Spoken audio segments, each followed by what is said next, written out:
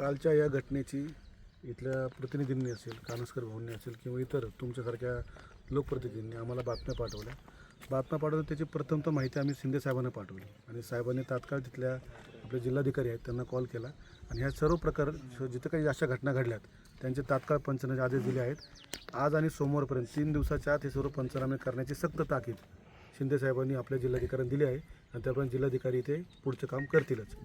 तर राहिला विषय की आपण प्रत्येक ठिकाणी पोहोचू शकत नाही, पण आज ज्या खरं ज्यांच्या घरावर संकट आले, आपण एखादी शेतीमध्ये बाजरी गेली, कुणाचा ऊस गेला आहे, कुणाचं काय झालं ते आपण भरून देऊ शकत नाही, पण ज्याचं खरं घरावरच बितले त्या घरावाल्यासाठी आपण मदत करणं आपलं परम कर्तव्य आहे.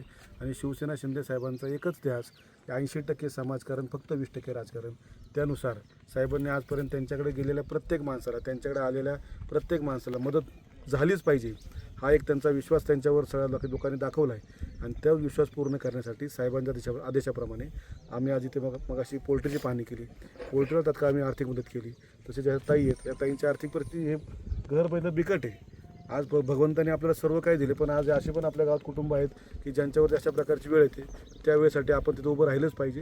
या एका जाणीवेतून आपणही त्यांना भरघोस अशी मदत केली आहे आणि परत कमी काही पडलं तर तिथं आम्ही आहोत ही पण त्यांना आम्ही पूर्णपणे जाणीव करून दिली आणि त्यांना याची खात्री पण करून दिली आहे. तसेच इतरही बाकी दौरे करून ज्यांचं पशुधन नुकसान झाले, ज्यांचं घर नुकसान झाले, अशाही लोकांना आम्ही तातडीने आर्थिक मदत करत आहोत.